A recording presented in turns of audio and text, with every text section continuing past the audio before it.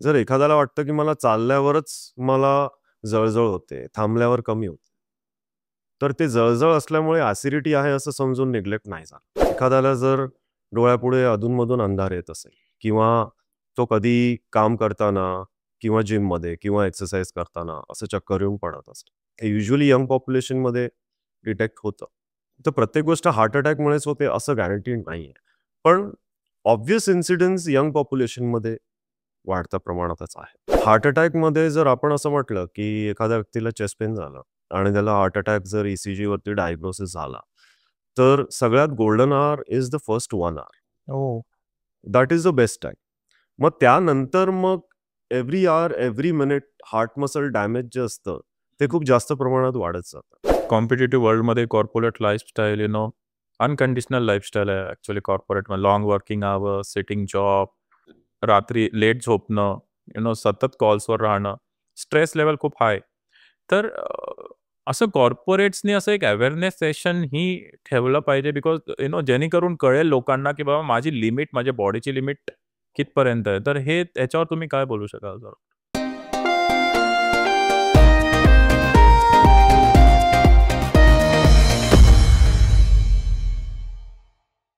नमस्कार मंडळी, मी रोहन पुष्पा मनोहर गायकवाड. तुमचं सगळ्यांचं दी आर-जी शो बाय रोहन गायकवाडमध्ये स्वागत आहे. आजचा आपला टॉपिक खूप इम्पॉर्टंट आहे. Will discuss about cardiac heart. आपण खूप बघतो की यंग जनरेशनमध्ये पण आपल्याला कार्डियक अरेस्ट, हार्ट अटॅक दिसून येत आहेत. Though they are like fit, good diet, gym, everything still. Okay. तर त्यासाठी हे डिस्कशन करण्यासाठी आपण आपल्या स्टुडिओमध्ये doctor Sushant Patil, a senior cardiologist, Mumbai यांना इन्व्हाइट करतोय.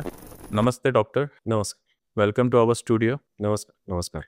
So doctor, as we know, stress, competitive world, okay, ह्याच्यामध्ये स्ट्रेसचं प्रमाण खूप दिसतं.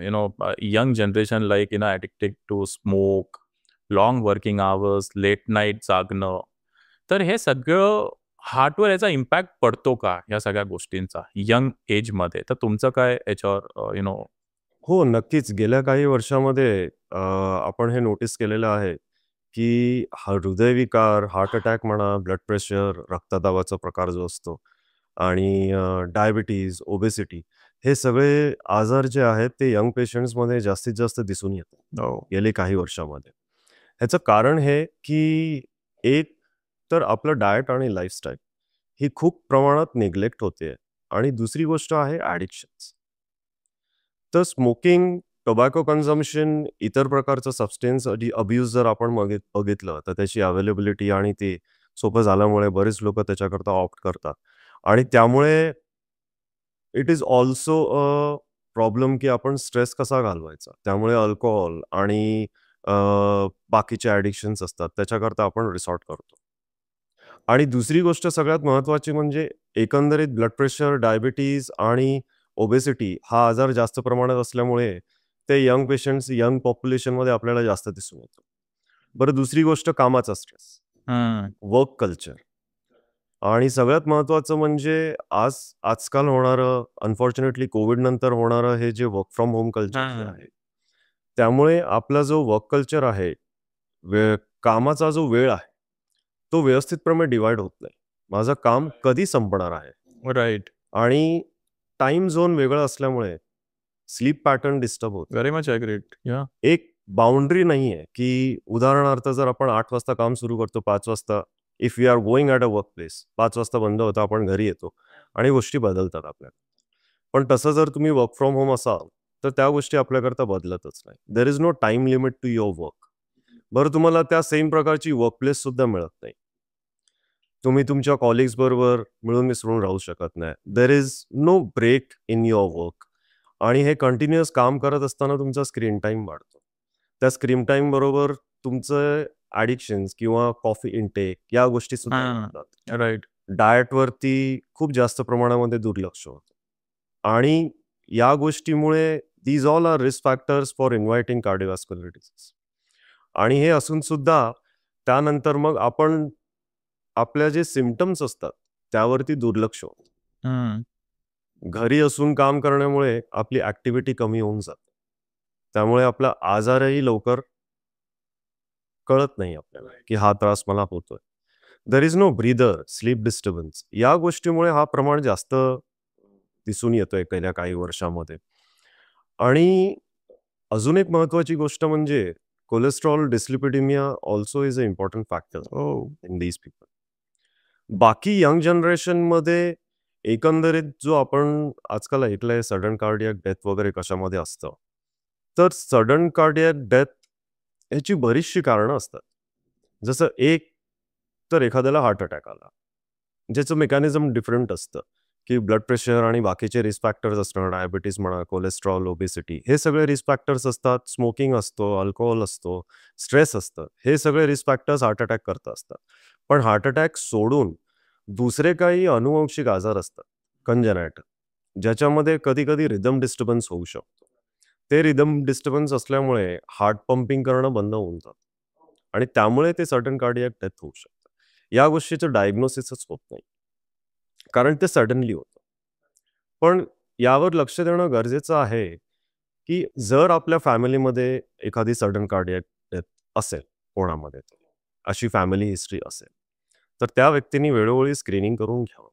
कारण हा जर अनुवंशिक आजार असेल, तर तुम्हाला प्रत्येक वेळेस सिम्प्टम्स असतीलच असं गॅरंटीड नाहीये. राईट. कारण रिदम डिस्टर्बन्स आहे. एखाद्याला जर डोळ्यापुढे अधूनमधून अंधार येत असेल किंवा तो कधी काम करताना किंवा जिममध्ये किंवा एक्सरसाइज करताना असं चक्कर येऊन पडत असेल, हे युजुअली यंग पॉप्युलेशनमध्ये डिटेक्ट होतं. तर त्या गोष्टीचं आपण डायग्नोसिस करून घेतलं पाहिजे. प्रॉपर कन्सल्टेशन करून, फिजिशियन किंवा कार्डिओलॉजिस्ट करून, की आपल्याला अनुवंशिक कुठला आजार आहे का? जो रिदम डिस्टर्बन्स आहे किंवा हार्ट मसल रिलेटेड आहे, ज्याच्याने हार्टचं पंपिंग मुळात कमी होऊ शकतं.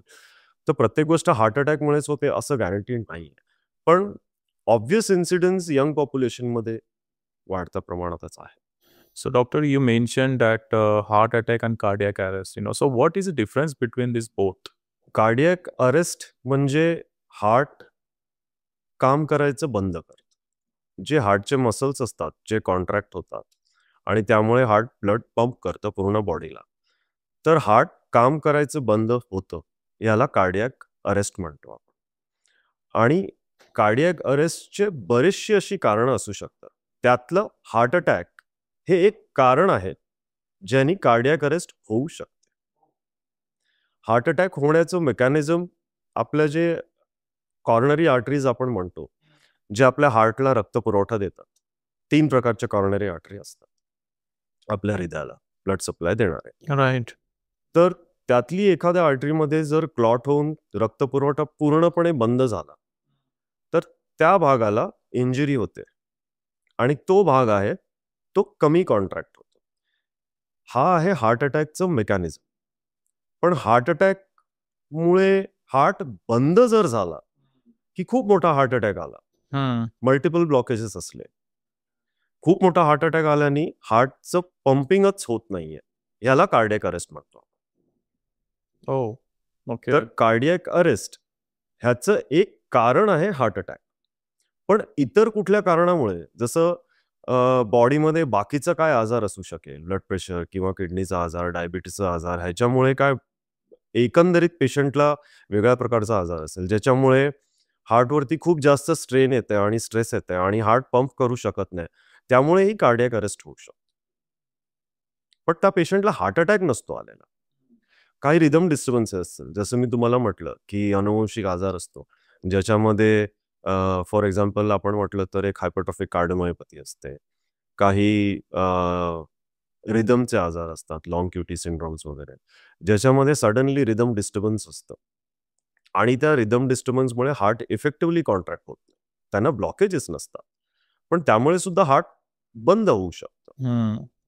कार्डियक अरेस्टचे इतर रिझन्स असू शकतात. Heart attack is one of the reason. कोणालाही जेव्हा हार्ट अटॅक येतो किंवा कार्डियक अरेस्ट येतो, तर ह्याची विंडो असते का काय? म्हणजे ह्या विंडोमध्ये जर तुम्ही ट्रीटमेंट प्रॉपर घेतली तर वाचण्याचे चान्सेस आणि याची प्रोबॅबिलिटी काय असते सर वाचण्याची? कार्डियक अरेस्टचं विंडो पिरियड असंच आपण नाही सांगू शकत. दॅट इज म्हणजे अरेस्टच झाला तर काही क्षणाकरताच, म्हणजे मेंदूला रक्तपुरवठा काही क्षणाकरता जर नसेल तर मग बिकम्स ब्रेन डेड. पण हार्ट अटॅकमध्ये जर आपण असं म्हटलं की एखाद्या व्यक्तीला चेस्ट पेन झालं आणि त्याला हार्ट अटॅक जर ECG वरती डायग्नोसिस झाला, तर सगळ्यात golden hour is the first 1 आवर. हो. पहिल्या 1 तासामध्ये जर त्या पेशंटचा ब्लॉकेज उघडला कुठल्याही रीतीने, तर that is the best time. मग त्यानंतर मग every hour, every minute heart muscle damage जे असतं ते खूप जास्त प्रमाणात वाढत जातं. हो. तर पहिल्या 1 तासामध्ये जर एखादा व्यक्ती जर टर्शरी केअर सेंटरमध्ये पोहोचला आणि तिथे जर इमर्जन्सी अँजिओप्लास्टीची सुविधा जर असेल, तर त्याला त्वरित घेऊन त्यांचं ब्लॉकेज काढला पाहिजे. This is a standard state of our treatment which you can offer. बरं, जर तो कुठल्या टर्शरी केअर सेंटरमध्ये नसेल आणि पेरिफेरल कुठे नर्सिंग होममध्ये असेल, तर मग कमीत कमी त्या व्यक्तीला पहिल्या 1 तासामध्ये जर पोहोचला असेल, तर आपण जे म्हणतो थ्रोम्बोलायटिक एजंट मेडिकल टर्ममध्ये, ज्याला आपण क्लॉट बस्टर मेडिसिन म्हणतो. तर ते मेडिसिन त्वरित दिल्याने जो तो क्लॉट असतो, रक्ताची जी गाठ असते, ती वितळते आणि रक्तपुरवठा सुरू होतो. तर कमीत कमीत हार्ट अटॅकची जी ऑनगोईंग प्रक्रिया जी असते, ही कमीत कमी त्यावेळेस अरेस्ट. त्यानंतर मग त्या पेशंटची अँजिओग्राफी करून आपण बघतो की ब्लॉकेज क्लॉट निघाल्यानंतर किती आहे, काय आहे आणि त्याप्रमाणे त्याला डील केलं जातं. डॉक्टर साहेब, आपण बघतो की खूप सारे यूथ जो आहे, हे जिम फ्रीक आहेत आणि प्रॉपर डाएट फॉलो करतात एकदम आणि फिट असतात भरपूर. बट स्टिल वी सी की काही व्हिडिओज सोशल मीडियावर व्हायरल होतात, की एक पडतात, कोलॅप्स होतात आणि सडन डेथ होते. तर ह्याच्या मागचं रिझन काय असू शकतो डॉक्टर? सो कसं आहे की आपण असं म्हणतो की कार्डिओव्हॅस्क्युलर डिसीजेस आणि एक्सरसाइज कीप्स यू फिट, बरोबर? पण ते न एक्सरसाइज करणं आणि एक्सेसिव्ह विगरस एक्सरसाइज करणं, बोथ आर डेंजरस. हो. I mean, we are unable to find out a balance. There has to be a balance की by definition low to moderate exercise, जसं आपण म्हणतो की रोजचं वॉक, ब्रिस्क वॉकिंग म्हणा, cycling म्हणा किंवा एरोबिक एक्सरसाइजेस म्हणा, डान्सिंग, सायकलिंग, झुंबा जे आपण करतो, these will be counted as low to moderate exercises. ज्यावेळेस आपण विग्रस किंवा हेवी एक्सरसाइजेस म्हणतो, तर ते एनएरोबिक एक्सरसाइजेसमध्ये काउंट, जसं वेट ट्रेनिंग म्हणा. आता आपल्याला हे डिसाईड करायचं आहे की we want to get in to exercise for being fit और यू वॉन्ट कॉस्मेटिक लुक. हां. म्हणजे तुम्हाला जर फिजिक्सचा विचार केला आणि आपण जर सप्लिमेंट्स घ्यायला सुरुवात केली आणि एका शिस्तीत जर आपण ती एक्सरसाइज जर नाही केली आणि ओव्हरटली विग्रस एक्सरसाइज करायला गेलो, तर ऑब्व्हियसली त्याचा शरीरावर परिणाम होतोच. हो. म्हणजे इन अदर वर्ड्स, जर आपल्याला ते करायचं असेल, तर त्याची एक पद्धत असली पाहिजे. की आपण ठरवलंय की आपल्याला एक्सरसाइज करायची आहे, प्रॉपर फिजिक बनवायची आहे. पण तुमची बॉडी ते टॉलरेट करू शकतं की नाही, हे तुम्ही कसं जज करा. जो नॉर्मल रुटीन ॲक्टिव्ह लाईफस्टाईल असते, की रोजचं वॉक असतं, मी तासभर चालतो, ॲटलीस्ट 5 डेज अ वीक. त्याला माहीत असतं की मला एवढं चालताना त्रास होत नाही. He or she tries to decide, no, I want to go 1 step ahead and then start doing weight training and everything. That is still okay, कारण त्यांना त्यांच्या बॉडीची कॅपॅसिटी माहिती आहे. ऑल ऑफ अ सडन सकाळी उठून तुम्ही जर लगेच हेवी वेट ट्रेनिंग करायला लागला, तर obviously your body is not going to tolerate. आणि त्या गोष्टीचा काय होतो, whenever we do vigorous exercise, त्याचा हार्ट रेट, ब्लड प्रेशर यावरती परिणाम होतो. त्यामुळे सडन ब्लड प्रेशर राईज होतं. तुमचं हार्ट रेट खूप जास्त वाढून जातं. बऱ्याच प्रकारचे केमिकल एजंट्स असतात किंवा हॉर्मोनल चेंजेस होतात त्यावेळेसचे. जर तुम्हाला अंडरलाईंग त्रास असला, म्हणजे एखादा उदाहरणार्थ कोण 35 किंवा 40 वर्षाच्या वयात आहे, त्याला जर किरकोळ ब्लॉकेजची सुरुवात झाली असेल, ठीक आहे, आणि तो सडनली उठून जर विग्रस एक्सरसाइज करायला गेला, तर हे जे हिमोडायनॅमिक चेंजेस होतात बॉडीमध्ये, that can cause the plaque to rupture. हं. म्हणजे प्लाक म्हणजे आपल्या आर्टरीमध्ये, रक्तवाहिनीमध्ये जमा झालेला कोलेस्ट्रॉलचा जो भाग असतो तो. आणि या चेंजेसमुळे तो प्लाक रप्चर होतो आणि तो प्लाक रप्चर झाला की त्या व्यक्तीला हार्ट अटॅक येतो. मग आपल्याला वाटतं की हा फिट माणूस होता आणि हा एक्सरसाइज करायला गेला आणि तो पडला. ही कोलॅप्स्ड और he was dead in the gym. Now ह्याचं कारण एक, जसं मी आधी पण आपण डिस्कस केलं, की जसं सडन कार्डियाक डेथचे रिझन्स आहेत, अनुवंशिक आजार जे अनडिटेक्टेड राहतात, कारण तुम्हाला त्यावेळेस त्रास नसतो. राईट. आणि जसं हा प्लाक रप्चर म्हणा, suddenly you try and get in to vigorous exercise, तर हा प्रकार होतो. पण द मेसेज इज की आपण ज्यावेळेस एक्सरसाइज रेजिम सुरू करतोय, तर कमीत कमी एका ग्रेडेड फॅशनमध्ये सुरू केली पाहिजे. You first start with low to moderate intensity exercises and you see how your body is taking. तुम्हाला जर कुठल्या प्रकारचा त्रास असेल तर त्याचं प्रॉपर कन्सल्टेशन किंवा तुम्हाला स्वतःला एक्झामिनेशन करून ECG असतं, 2D एको असतं किंवा एक ट्रेडमिल टेस्ट असते, जे नॉर्मल स्क्रीनिंग टेस्ट आहेत. कदाला जर स्ट्रॉंग फॅमिली हिस्ट्री असेल की त्यांच्या आई वडिलांना किंवा भावांना बहिणींना त्यांना जर त्यांच्या यंग एजमध्ये जर हार्ट अटॅक किंवा स्ट्रोक असं काय असेल, तर आपल्यालाही ते जेनेटिक हेरिडिटी प्रमाणे ते होऊ शकतं. तर त्या गोष्टीवरती लक्ष ठेवून प्रॉपर स्क्रीनिंग करून की am I okay to go for a vigorous exercise regime, आणि ते असल्यानंतर मग प्रॉपर प्रोफेशनल ट्रेनर बरोबर शिकून व्यवस्थित प्रमाणे करणं. I think that is how we should do it in a correct. Right. खूप इम्पॉर्टंट. पण हे जर गोष्ट आपण चुकीच्या पद्धतीने केली तर मग हे आपल्याला इन्सिडेन्सेस मिळतात, कारण आपण बॉडीला आपण कंडिशन करून घेत नाही आहोत आणि त्याच्या आधीच आपण सगळं सुरू करून टाकतो. It's going to give up. खूप इम्पॉर्टंट मेसेज होता. बरोबर. सो डॉक्टर, आपण बघतो की जसं ऍसिडिटी, हेवी ऍसिडिटी होते तेव्हा पण काही सेन्सेशन्स होतात चेस्टमध्ये. बरोबर. सर, ह्याचं डिफरन्शिएट आपण कसं करू शकतो की this is acidity related sensation, this is heart related sensation? तर बरोबर. तर हार्टला रक्त पुरवठा कमी मिळाल्याने जो आपल्याला पेन होतो त्याला आपण मेडिकल टर्ममध्ये अंजायना म्हणतो. ओके. म्हणजे हार्टच्या मसलला रक्तपुरवठा कमी मिळतोय म्हणून तिथून तुम्हाला पेन, हा अंजायना. आता हा कुठच्या प्रकारचा असतो की नॉर्मली टेक्स्टबुक प्रमाणे जर आपण जाळ तर left side of the chest, sharp stabbing pain, असं कोणीतरी चाकू मारल्यासारखं, किंवा एकदम प्रेशर येणं, छातीमध्ये टाईटनेस वाटणं, या प्रकारचं पेन. त्याच्याबरोबर तुमच्या लेफ्ट आर्म शोल्डरमध्ये थोडंफार हेवीनेस वाटणं किंवा पेन सुद्धा होणं, आणि त्याच्याबरोबर स्वेटिंग होणं, हे एक टिपिकल पेन असतं ज्याला आपण अंजायना म्हणतो. ठीक आहे. ह्याच्यामध्ये थोडेफार व्हेरिएशन सुद्धा असतात की एखाद्याला जॉमध्ये डिस्कम्फर्ट होऊ शकतो, एखाद्याला चोकिंग सेन्सेशन वाटू शकतं किंवा थ्रोटमध्ये पेन वाटू शकतं. आणि again it can be associated with sweating, many a times it is not associated with sweating. Left arm pain असू शकतं.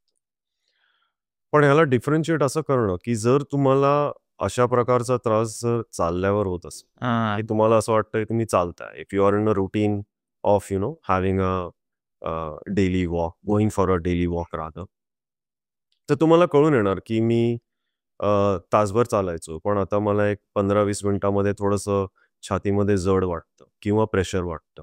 मग मला इधर माझा पेस स्लो करावा लागतो किंवा मला थांबावं लागतं. थांबल्यावर ते कमी होतं आणि मी परत चालायला लागलो की ते परत वाढायला लागतं. हा एक टिपिकल अंजायना असतो. या सिम्पटम्सना, अशा प्रकारच्या सिम्पटम्सना कधीच निग्लेक्ट करायचं नसतं. ऍसिडिटी जर तुम्ही म्हटलं तर बर्निंग सेन्सेशन असतं. युजली त्याच्याबरोबर कधी कधी असं मळमळल्यासारखं होतं आणि तुम्हाला कळतं ते की मी खूप वेळ फास्टिंग होतो, बरेच वेळापासून, बरेच तासापासून काय खाल्लं गेलं नाही, त्यामुळे तुम्हाला जे सेन्सेशन असतं ते ऍसिडिटी असतं. ते युजली एक्झर्शनवरती वाढत नाही. कुठल्याही प्रकारचा त्रास जर एक्झर्शन आणि ऍक्टिव्हिटीमध्ये जर वाढत असेल तर तो हार्टचाच असा समजावा आणि त्याचं त्वरित डायग्नोसिस करून घ्यावं.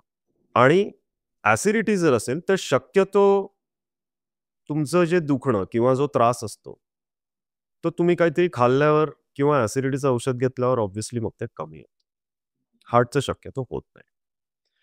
पण याच प्रॉब्लेममुळे बरेचसे हार्टचा आजार किंवा हार्ट अटॅक अनडायग्नोज सुद्धा होतात. कारण प्रत्येक वेळेस प्रत्येक व्यक्तीला टेक्स्टबुक प्रमाणेच दुखलं पाहिजे असं गरजेचं नाहीये. बऱ्याच लोकांना जळजळ हा त्रास सुद्धा असू शकतो आणि त्यांना सुद्धा हार्ट अटॅक आलेला असतो. बऱ्याच लोकांना आता जर कम्पेअर केलं तर पुरुषांमध्ये आणि स्त्रियांमध्ये थोडंसं सिम्पटम्समध्ये व्हेरिएशन असतात.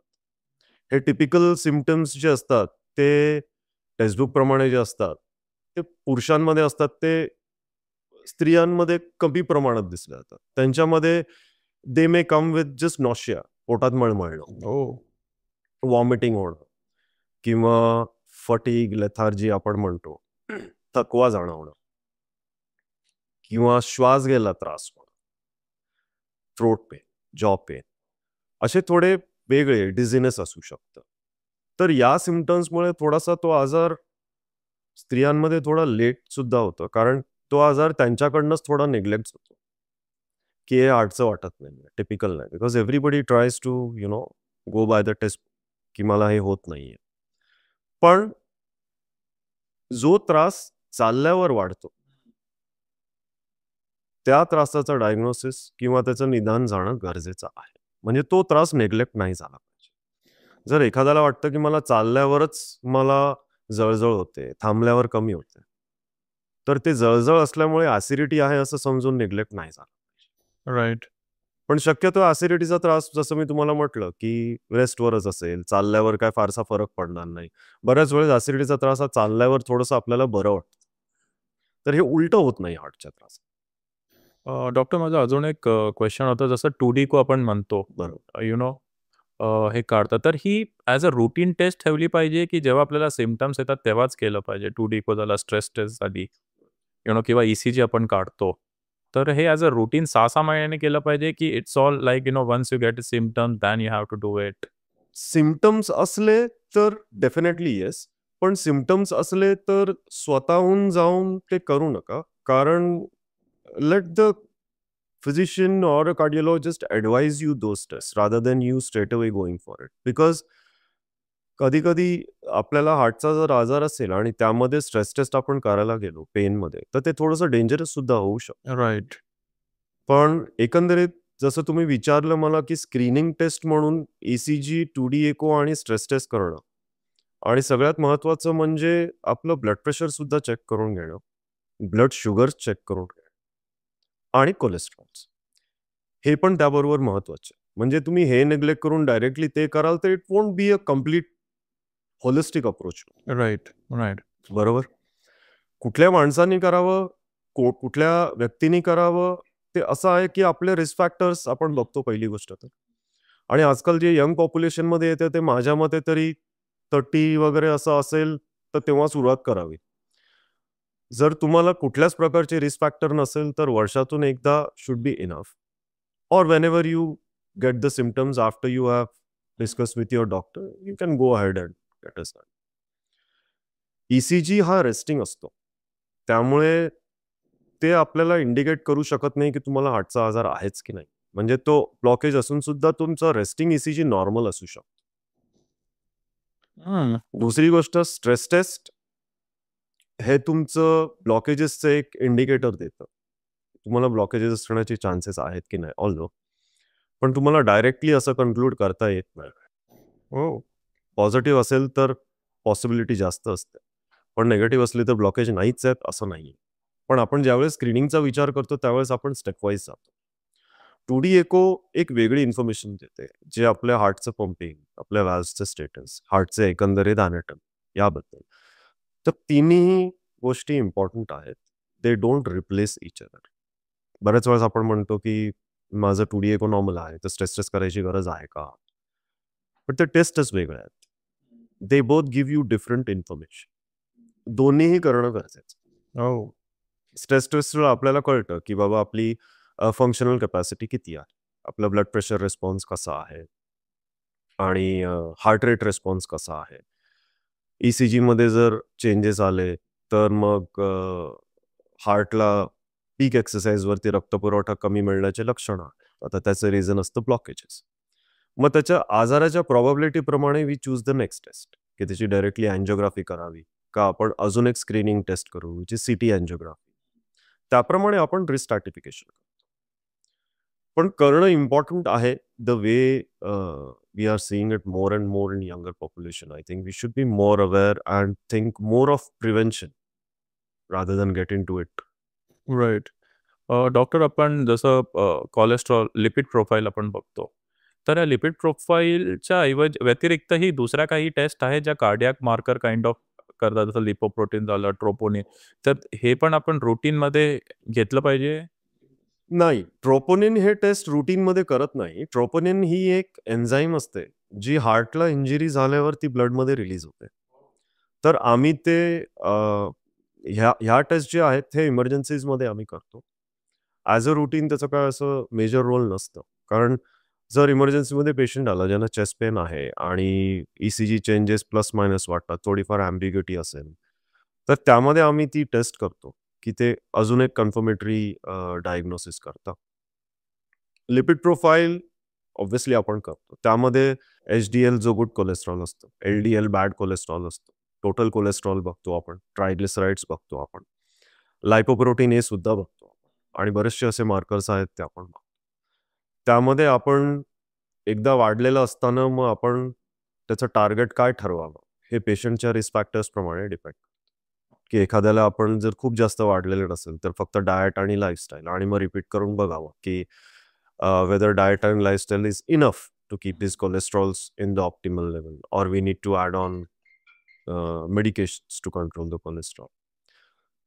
ब्लड प्रेशर, डायबिटीज, बाकी इतर जर कोमॉर्बिडिटीज जर असतील, रिस्क फॅक्टर्स असतील, स्ट्रॉंग फॅमिली हिस्ट्री असेल, तर आपले कोलेस्ट्रॉलचे टार्गेट्स लोअर अचीव करावे लागतात. तर त्याप्रमाणे then we advise them lifestyle आहे की डायटरी चेंजेस जे काय आहे ते. बट ओव्हरऑल जर डाएट आणि लाईफस्टाईल ती कंट्रोलमध्ये नसेल येत तर ऑब्व्हियसली मग आपल्याला मेडिसिन्स चालू कराव्या लागतात. सो डॉक्टर आपण पाहतो की कॉम्पिटिटिव्ह वर्ल्डमध्ये कॉर्पोरेट लाईफस्टाईल अनकंडिशनल लाईफस्टाईल आहे ॲक्च्युअली कॉर्पोरेटमध्ये. Long working hours, sitting job, रात्री लेट झोपणं, सतत कॉल्सवर राहणं, स्ट्रेस लेवल खूप हाय. तर असं कॉर्पोरेट्सनी असं एक अवेअरनेस सेशन ही ठेवलं पाहिजे बिकॉज जेणेकरून कळेल लोकांना की बाबा माझी लिमिट, माझ्या बॉडीची लिमिट कितपर्यंत आहे. तर हे त्याच्यावर तुम्ही काय बोलू शकाल सर? ह्या गोष्टीला आपण स्ट्रेस रिलेटेड किंवा इमोशनल बर्नआउट किंवा बर्नआउट म्हणतो आपण. हे lately psychological disorder which has got very large impact on cardiovascular disease also. तर हा बर्नआउट म्हणजे ॲक्च्युअल थकणं, मेंटली आणि फिजिकली थकवा, फटीग, लेथार्जी, मोनोटोनस रुटीन असते आणि टार्गेट्स अचीव करायचे असतात, स्ट्रेस लेवल असतं. त्यामध्ये जसं आपण आधी डिस्कस केलं तसं आपली लाईफस्टाईल, स्लीप पॅटर्न या सगळ्या गोष्टी डिस्टर्ब होतात. त्यामुळे हॉर्मोनल इम्बॅलन्स आणि तुमचं blood pressure, heart rate, sugar म्हणा, कोलेस्ट्रॉल म्हणा, हे सगळे अबनॉर्मल होतात. त्यामुळे ते सगळे रिस्क फॅक्टर्स तुमचे वाढतात. मला असं वाटतं की या गोष्टीला सगळ्यात आधी तर स्वतःहूनच आपल्याला समजून घ्यावं लागेल, की मला या गोष्टीचा स्ट्रेस आहे आणि you have to find out की मी या गोष्टीला डील कसं करणार. आपल्याला स्वतःला जोपर्यंत जाणीव होणार नाही, तोपर्यंत वेळ निघून गेलेली असते आणि मग कळणारच नाहीये, की जसं आपण डिस्कस केलं, की इमोशनली, स्ट्रेसफुली, फिजिकली आणि मेंटली आपण एवढं टायर्ड होऊन जातो. त्याची जाणीव आपल्याला बऱ्याच वेळेस होत नाही. But most of the corporate establishments should, by now most of them has changed, they have changed their work culture also, की तुम्ही एक लिमिटेड वर्क आवर्स ठेवा आणि त्या वर्क आवर्समध्ये मे बी तुम्ही एक ब्रेक किंवा ज्याच्यामध्ये तुम्ही एम्प्लॉईजना कुठल्या रिक्रिएशनल ॲक्टिव्हिटी किंवा any activity which is going to distract them from their routine for a while at least, for few hours in a day or let's say few hours in a week. असं जर तुम्ही केलं, त्यांना कुठल्या तरी वेगळ्या ॲक्टिव्हिटीजमध्ये involve करा, group तयार करा. Maybe they can keep yoga, मेडिटेशनचे training sessions. They can keep a counsellor on board if somebody has to deal with managing the stress levels. कोणीतरी आपल्याला बोलायला हवं असतं, की आपल्याला कुठल्या प्रकारचा त्रास होतोय आणि मी हे कसं डील करावं. राईट.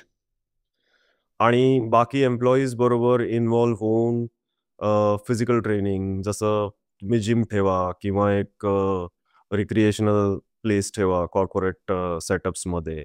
जेणेकरून ते they can take a breath of their work, get involved in that. ह्या गोष्टी करणं आणि may be involve them in few talks and discussions where in how to handle stress, या गोष्टीबद्दल थोडंसं त्यांना सांगणं. जर तुमचं एक वर्क प्लेस असेल जिथे एका ठिकाणी तुम्ही बसून कॅन्टीन असतं किंवा तुमचं मेस असतं, तिथे डायटरी हॅबिट्स तुम्ही फॉलो करा जे ॲक्च्युअल आपण फॉलो करतो. तर या गोष्टी आपण वर्क प्लेसमध्ये जर सुरू केले तर I think significant amount of work stress will get managed. आणि जो बर्नआउट असतो तो आपल्याला हँडल करता येतो. पण मला असं वाटतं की ते पर्सनल लेव्हलवरती हँडल करणं खूप गरजेचं आहे. Take a time off from your work, involve in your hobbies और involve in something which is going to distract you. Yoga आहे, मेडिटेशन आहे, एक्सरसाइज, या सगळ्या गोष्टीमध्ये इन्व्हॉल्व करावं. फॅमिलीबरोबर टाइम स्पेंड करावं, टेक अ ब्रेक. या गोष्टींनी खूप फरक पडतो. राईट. सो डॉक्टर, या पॉडकास्टच्या माध्यमातून तुम्ही आमच्या ऑडियन्सला काय मेसेज द्या? ॲक्टिव्ह राहा. Get in to a healthy eating habit. Keep a watch on your symptoms. आपले जे त्रास होतो त्यावरती लक्ष ठेवा आणि वेळोवेळी स्क्रीनिंग टेस्ट वगैरे करून घ्या. आणि जर स्ट्रेस असेल तर त्या गोष्टीबद्दल काउन्सिल करून घ्या. आणि स्ट्रेस, योगा, मेडिटेशन हे रिलॅक्सेशन टेक्निक्स असतील ते शिकून घ्या. आणि गो फॉर अ हेल्दी डाएट आणि लाईफस्टाईल. अँड माझा लास्ट इम्पॉर्टंट प्रश्न, तुम्हाला या पॉडकास्टमधून कसं वाटलं? मला खूप बरं वाटलं आणि I am thankful to you that you gave me an opportunity. इथे एकदम सोप्या भाषामध्ये बोलायला मिळतं, जे खूप चांगली गोष्ट आहे. आणि एकदमच क्लिअर आणि मेसेज देता येतो आपल्याला हार्टबद्दल आणि आपल्या रुटीन ॲक्टिव्हिटीजमध्ये आपण काय काय प्रॉब्लेम्स फेस करतो. तुम्हाला बरं वाटलं इथे. So pleasure sir. So thanks a lot for coming here. And तुम्ही टाईम काढलात आणि खूप इम्पॉर्टंट माहिती दिली. बिकॉज कार्डियाक हे एकदम म्हणजे हॉट बर्निंग टॉपिक मला असं वाटतं. बिकॉज न्यूजमध्ये खूप साऱ्या माध्यमातून पण ऐकतो की कार्डियाक अरेस्ट झाला, हार्ट अटॅक झाला आणि व्हेरी यंग पेशंट. तर एक खूप इम्पॉर्टंट मेसेज तुम्ही दिलात, how to manage your lifestyle, so this is hats off to you sir. Okay. So guys, please like, share and subscribe my channel. And आपण परत एकदा भेटूया नवीन टॉपिक, नवीन एक्सपर्टसह. थँक्यू. बाय. जय हिंद.